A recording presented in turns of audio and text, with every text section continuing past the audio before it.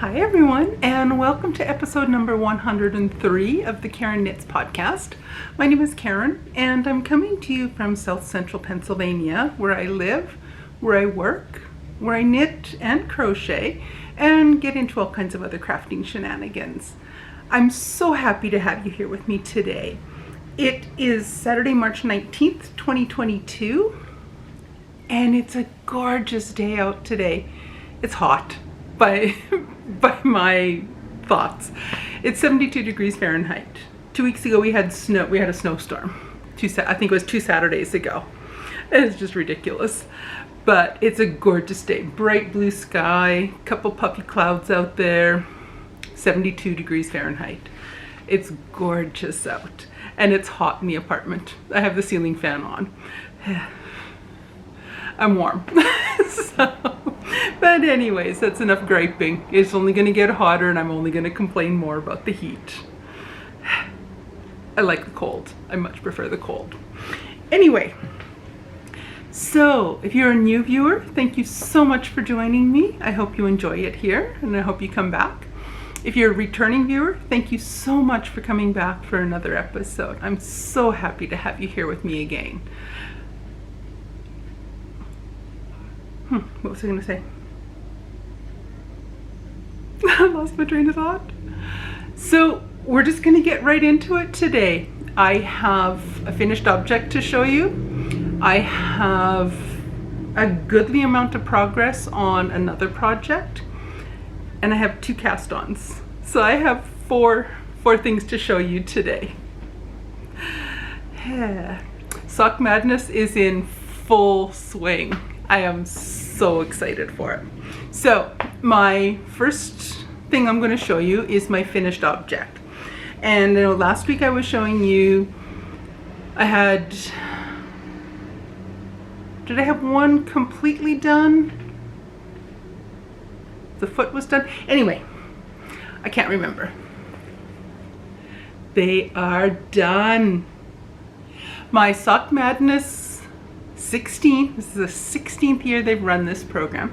So my Sock Madness 16 qualifying round socks. These are the Angle Crystal socks, and it's a pattern by Kaya Gossens. And they're done. Aren't they? It's just, oh, these cables, the little twisty cables.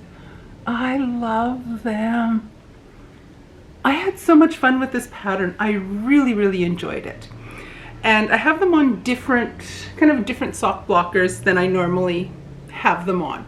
Because when you submitted your finished socks to the moderators, they wanted them displayed, the photographs done so they had a clear picture of the cabling and the twisted stitches going down the front.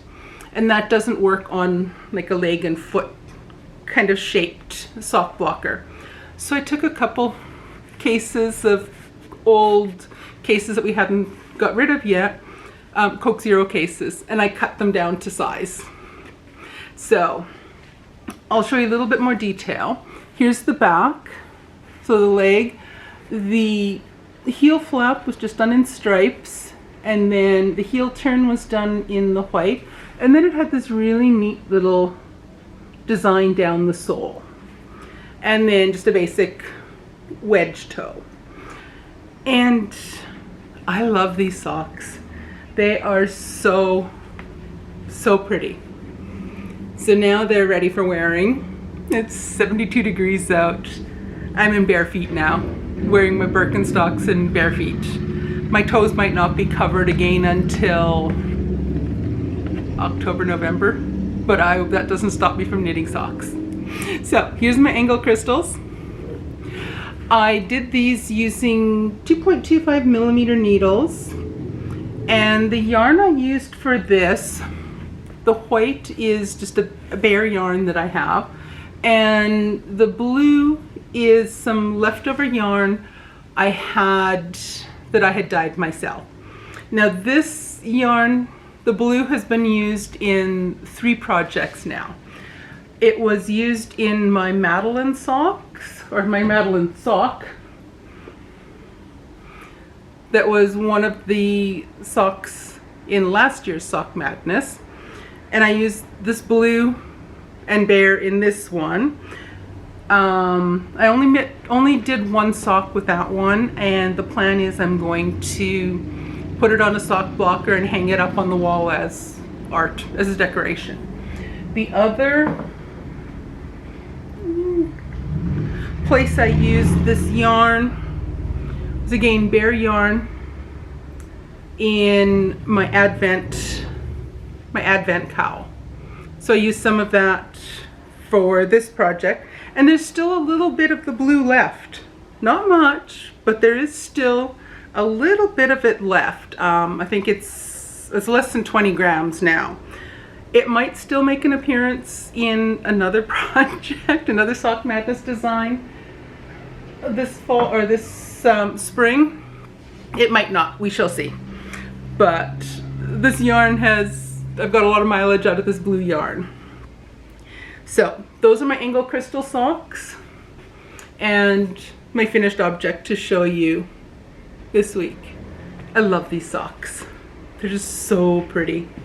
So that's my finished object. Just gonna pop those up here. My work in progress that I got some work done on it once I had submitted my angle crystal socks for, I think I'll call it judging, just to make sure that they were knit properly to specifications, and that was fine. I qualified, I moved on, and I was able to be placed onto a team. I'll talk a little bit more about that in just a little bit. But for the first part of the week, once I submitted my angle crystal socks, I can't remember when I did that.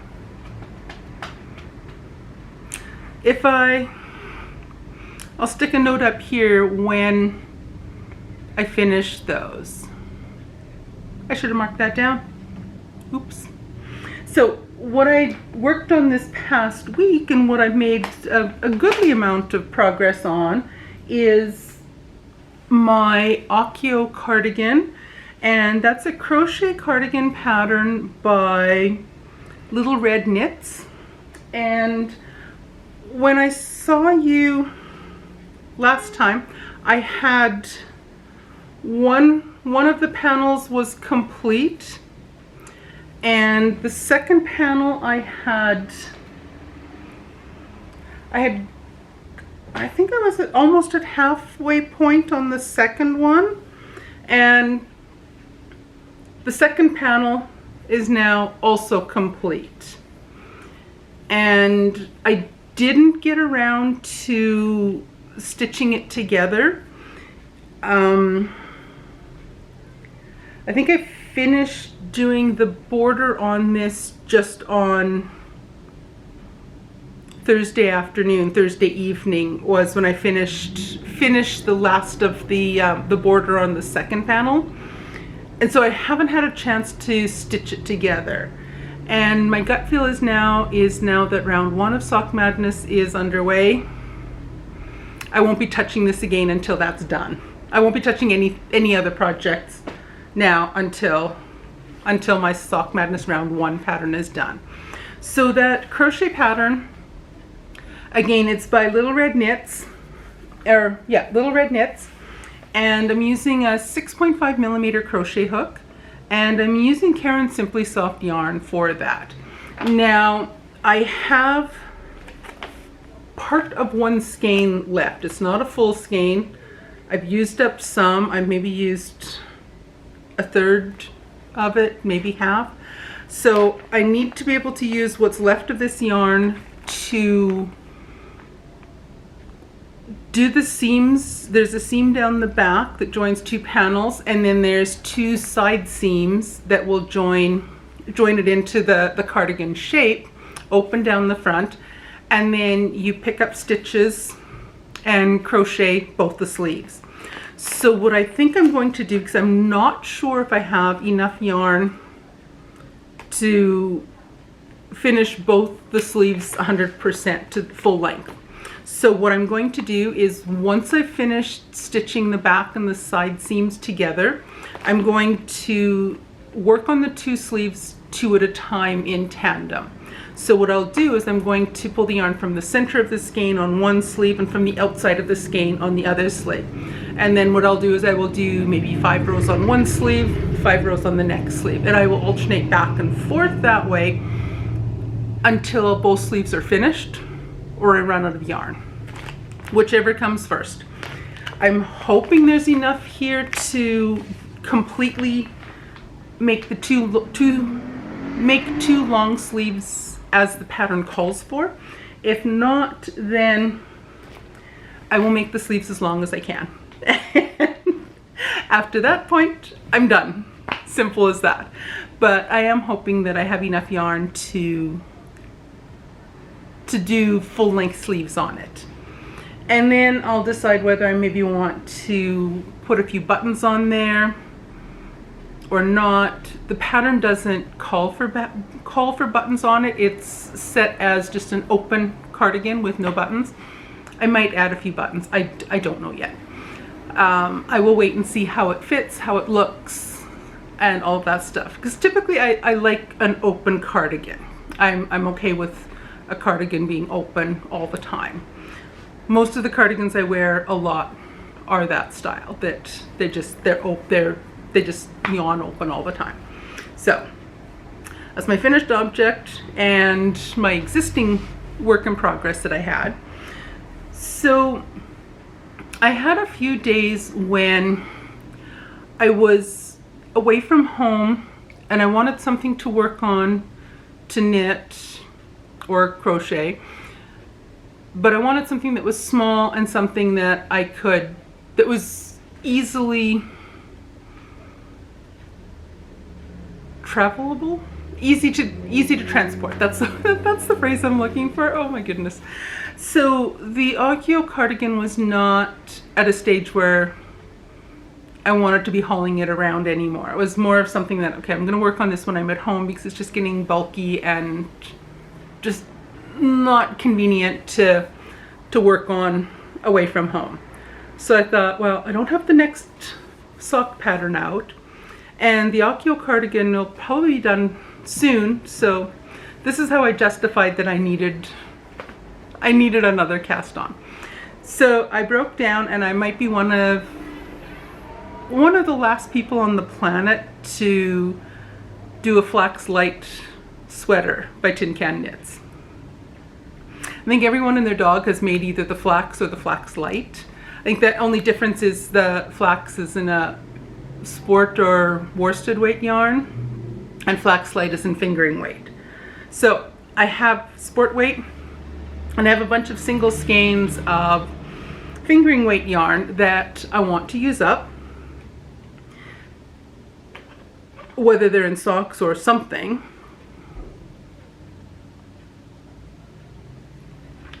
Thirsty. Just drinking Kool-Aid. So I thought, well, I'm going to make something with one of my hand-dyed fingering weight yarns. So I was looking around for patterns and things that I could do with a single skein. And lo and behold, Flax light in the small size.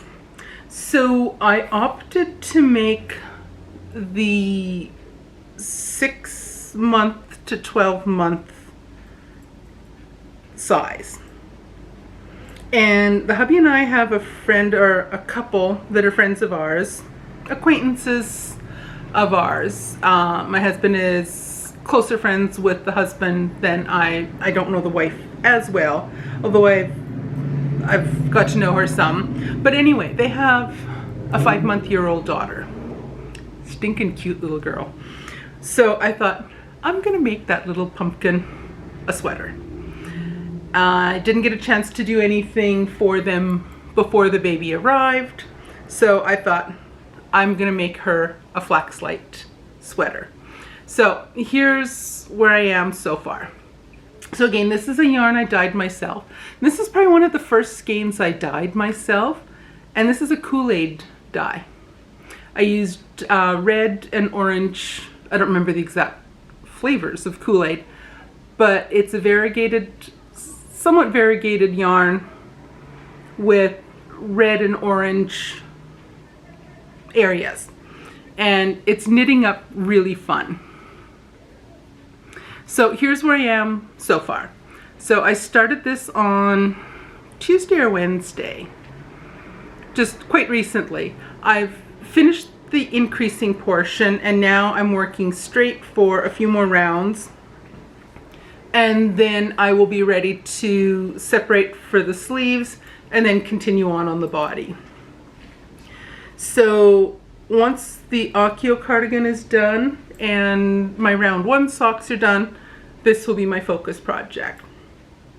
For now, this one is going to be put on the back burner until my cardigan is finished and the round 1 socks are done. I've got a cough coming. So that's my Flax light sweater. So this is using 2.75 and 3.75 millimeter needles. So the 2.75 are for the neckband, and then the ribbing at the bottom and on the end of the sleeves, and the 3.75 on the body of the sweater. And I am doing it with the little garter. It doesn't show up really clearly in this yarn, but that's fine. So I am doing the little garter detail down the 2 sleeves and stockinette the rest of the way. And I'm enjoying this. I'm really enjoying this knit. And I'm loving how it's so tiny and pretty quick and easy to do. So again, my priorities right now: first, finish my Sock Madness round 1 socks. Second, finish the Ochio cardigan. So that just involves the seaming and the sleeves, and then that's done.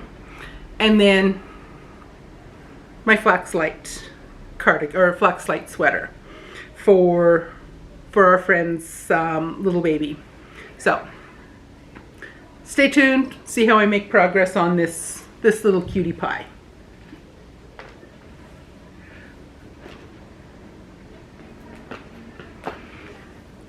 And now my other new work in progress this week is the pattern for round 1 in Sock Madness. And as I mentioned, the format for Sock Madness, everyone that registers is sent the pattern, the qualifying round pattern, which in this case was the Angle Crystal socks. As long as you finish them properly during the 2-week qualifying round time frame, you advance to the, I don't want to call it the real competition, but the part of the competition where everyone is placed on teams. And so for that first qualifying round, everyone has the same amount of time. You're not competing against anyone else. You're just competing to finish that pair of socks to the specifications during that 2-week window. And then once that 2 weeks is over, and that finished up on Wednesday early afternoon, 12:30 or 1:30, thereabouts in the afternoon, Eastern US time, on this past Wednesday, so on the 16th of March.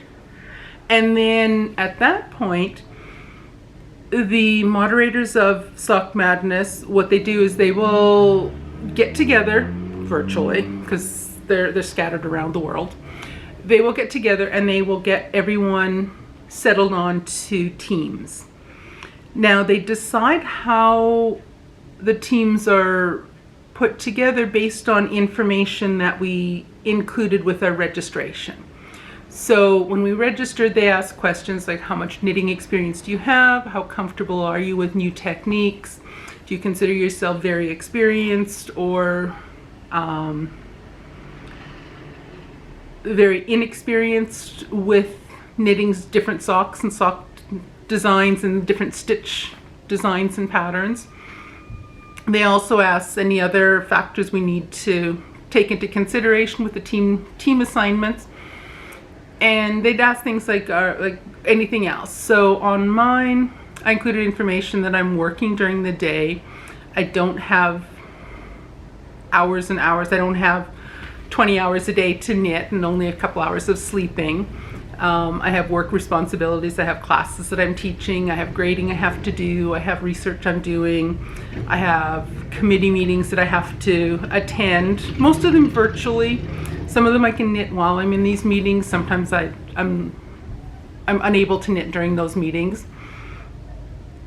And I also included on there that I've had, in the past 6 months, I've had 2 hand surgeries. So I am finding that I do knit slower since I've had surgery on my finger and on my thumb, that I'm taking more frequent breaks. So typically when they put everyone on the teams, there are 26 teams, so we work our way through the alphabet from A to the end of the alphabet. The Canadian will say Z and an American will say Z.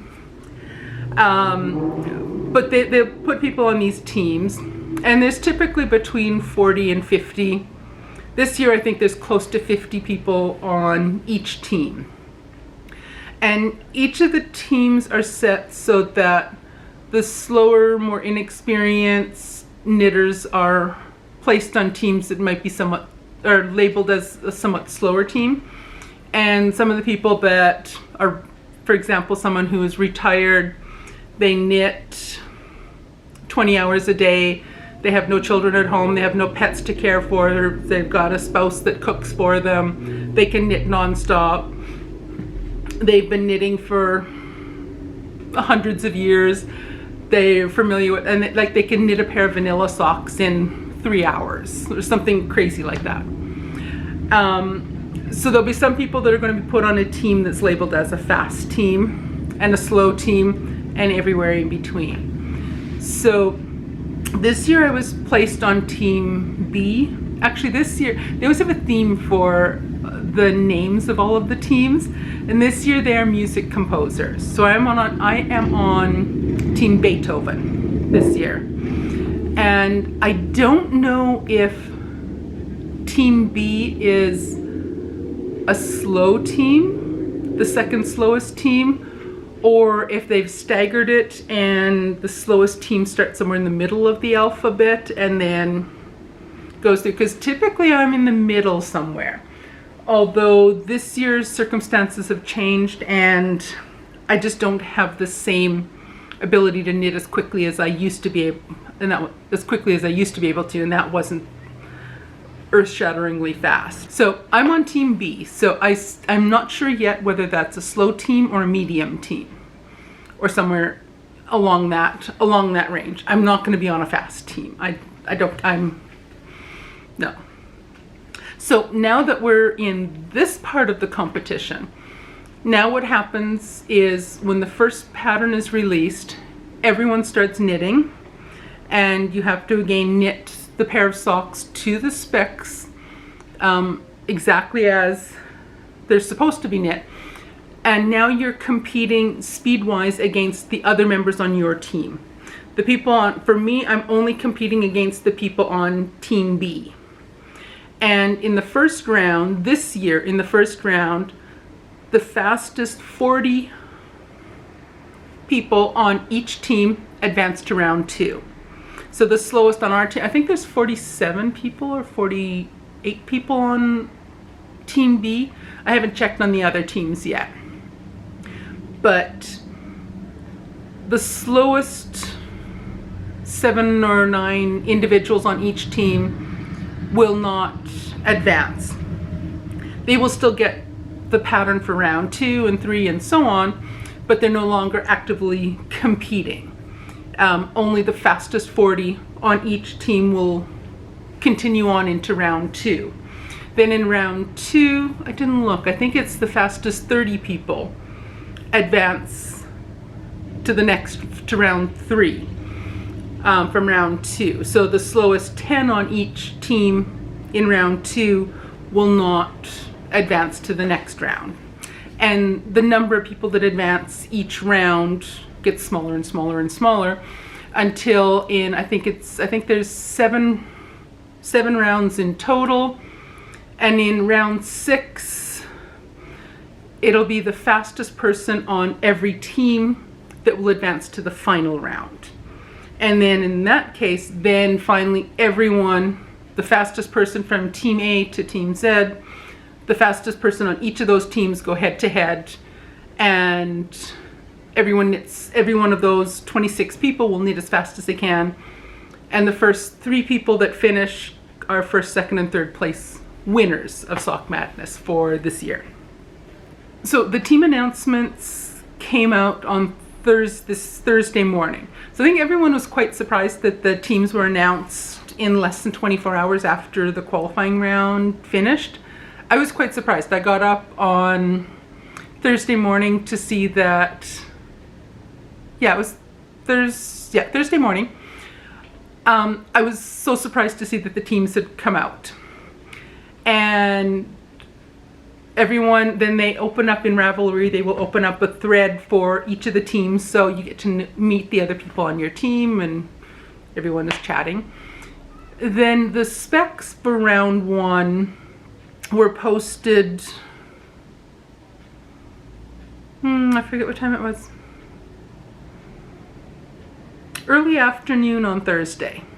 So the specs came out relatively fast. I was so excited to see that the specs came out. So the specs came out to tell us that the sock for round 1, you would need a solid or a semi-solid skein of yarn, 100 grams of a solid, semi-solid skein of yarn, and it required anywhere between 30 and 50 odd beads for the socks. The numbers changed. 30 was for the smallest size, and I think 56 or 50 something for the largest size of the socks. And there's a differing amount depending on the size of the socks that you decide to make. So I was super excited to see that the specs came out. So I was mulling over some of my bead choices, and then I was mulling over some of my yarn choices, and all excited about that. And I was waiting to find out when so once the specs come out for each round, this conversation might be a little disjointed. I hope you can follow my little windy road, rabbit trail that I'm going down. But when the specs come out, the pattern will be released within 48 hours. It can come out 1 minute later, or it can come out 47 hours and 59 minutes later. So anywhere within the next 48 hours of when the specs are released, the pattern will come out. So I had a meeting to go to on campus on Friday morning, so I had to leave by 7:45 in the morning. The meeting was at 8:15. It was only for about 45 minutes, but I had to. It had to be on campus. We couldn't zoom in on the meeting.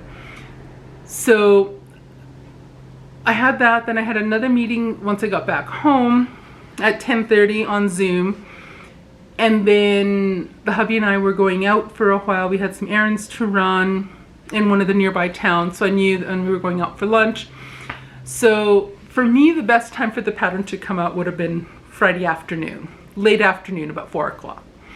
I was sitting piddling around on the computer in the morning thinking I better go have a shower, and lo and behold, the pattern came out. So I'm like, So I had to wait until I got home from my first meeting to get my yarn wound and start contemplating bead choices and all that stuff. So that's a very long way of showing you and explaining and prepping you to show you my other cast on this week. And these are the this if I thought I had trouble pronouncing the qualifying round, this one's even harder for me to pronounce. The pattern is called Ipomia. Yeah, Ipomia. It's a plant, it's a flower. Or that's what the name means. And this is a pattern by Anna Zhuravlyova.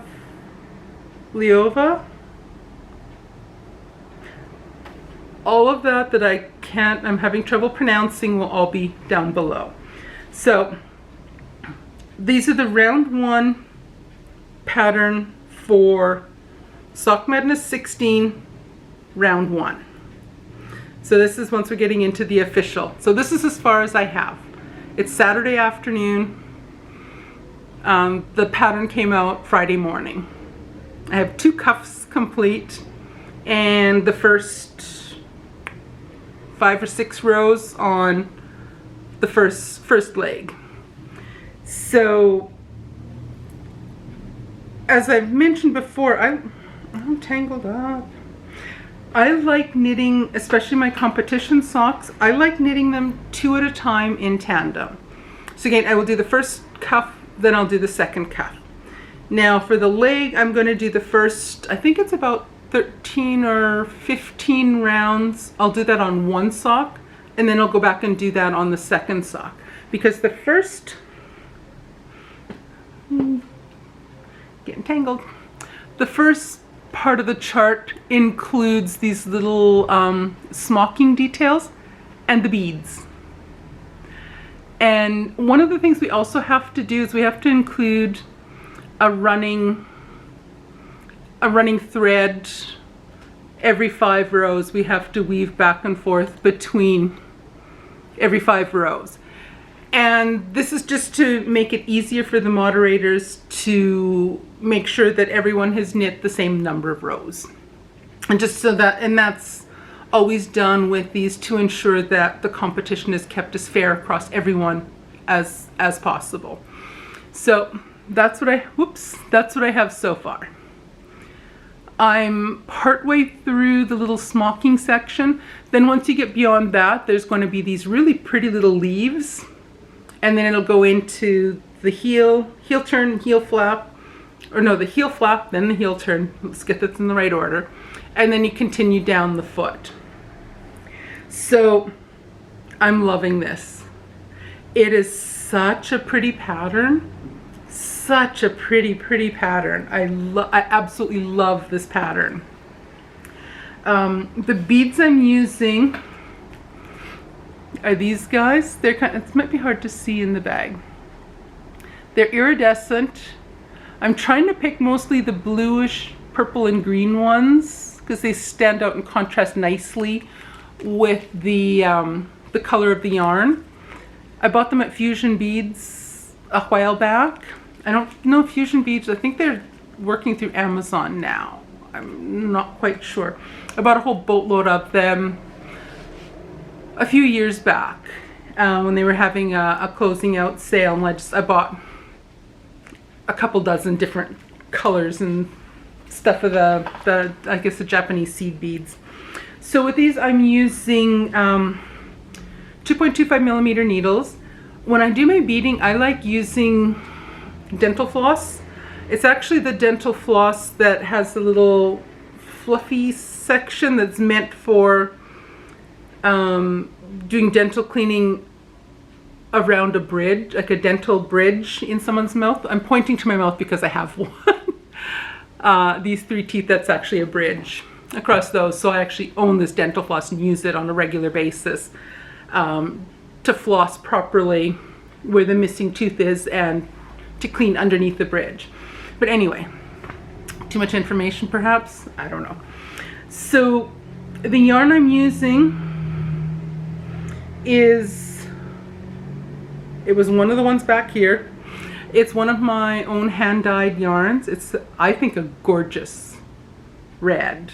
It's a little bit tonal. There's some parts that you can see a little bit of variation in the color.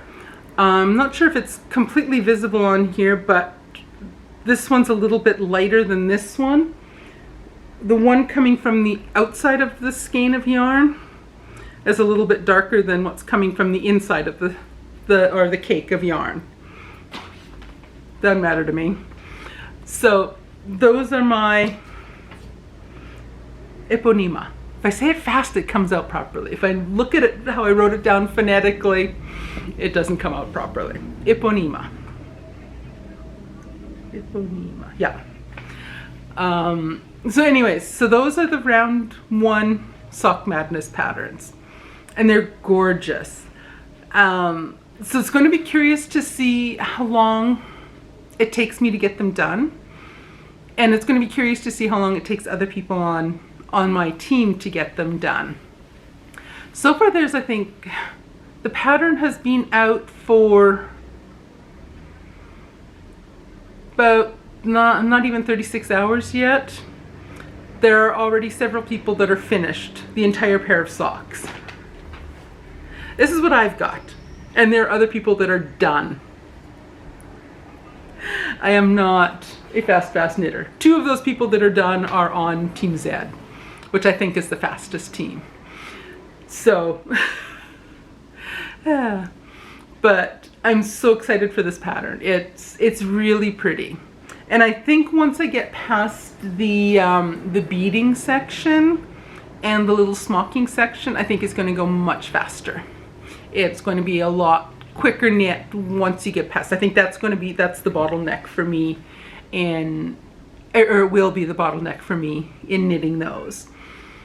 But I'm hoping to have them done in time to show you next week. I'm hoping to get them done in less than a week, but we will see. We shall see exactly how fast I get them done. The hubby and I are going to be out of town next week, although we will be spending some of that time just vegging out and relaxing. It's kind of a getaway. We are also going to be getting our income taxes done. Woo.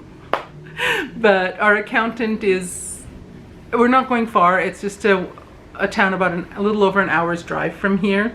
And it's where we used to live, and we like going back to see the same accountant to do our taxes every year.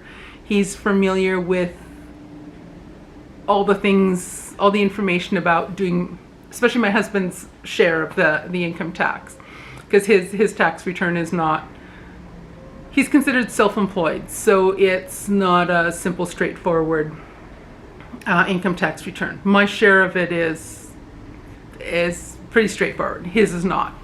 So the accountant we've been seeing for several years, he knows us, he knows our situation.